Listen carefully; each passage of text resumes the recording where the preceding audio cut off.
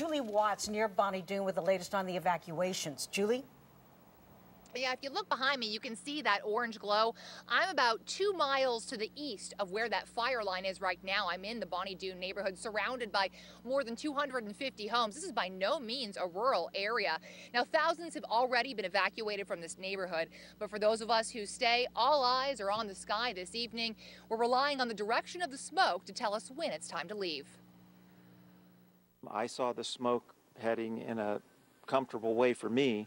So just decided to stay and just watch things and see how things progress. He's just one of the many people in Bonnie Doon with a wait-and-see attitude this evening.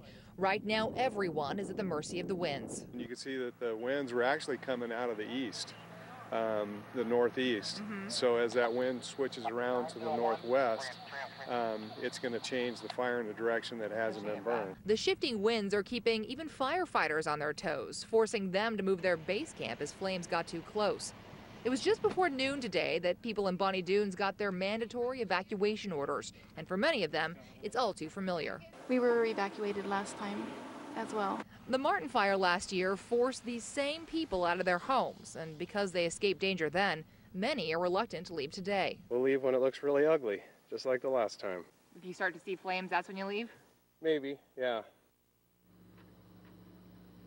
Now, behind me, you can see a couple of llamas. They're just two of the thousands of animals, and actually there are also some trailers pulling up right now. Looks like they are part of an evacuation mission to get these animals out of here. Coming up at 6, we're going to talk more about some of the animal evacuations we've been seeing, and we're also going to talk about how last year's Martin fire has impacted this year's evacuation. Back to you. Okay, Julie, thank you very much for that. The entire town of Bonnie Doon is under mandatory evacuation. About 2,000 people live there, and the 400 people who live nearby in Swanton were also ordered to leave. Julie Watts is near Bonnie Doon. And Julie, I understand some people are ignoring the orders to evacuate.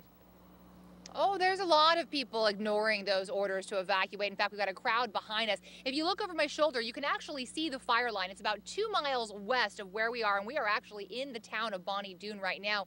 Over the last hour, the winds seem to have shifted. We're seeing more and more smoke come our way, and presumably that fire is moving closer to us here in Bonnie Doon as well. Now, for residents in this neighborhood, fire evacuations have become an annual occurrence, and in some cases, it has made things a little easier this time around.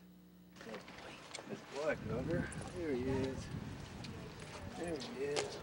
Hi, Grover. Grover was one of the first animals rescued around 4 o'clock this morning. His happy reunion marks the beginning of a busy day for animal control. Just from the last fire, it was upwards of 250 animals.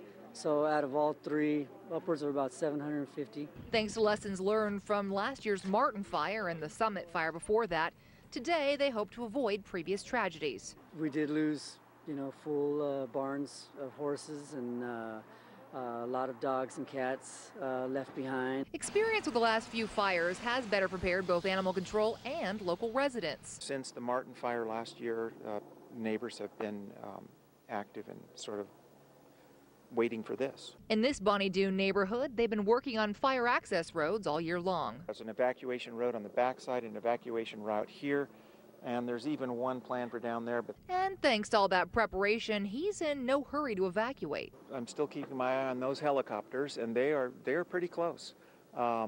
So if I get a knock on the door, I'm out of here. For many, these yearly evacuations have made them a bit apathetic. So are you nervous at all? No.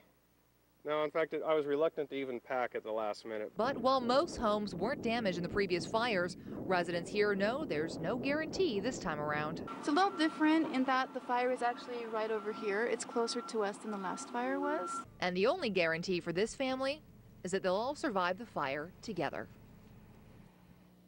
Now, back out here live, you're looking at an attempted rescue and evacuation of some llamas here. Unfortunately, folks are having a bit of a tough time wrangling them into these trailers, but they are some of the thousands of both humans and animals already evacuated from here in Bonnie Doon. And, as I look at the fire line behind me, I can't help but notice there are fewer people out here with us watching that fire line. No doubt a sign that many of those reluctant evacuees have decided it's time to leave. In Bonnie Doon, Julie Watts, CBS 5.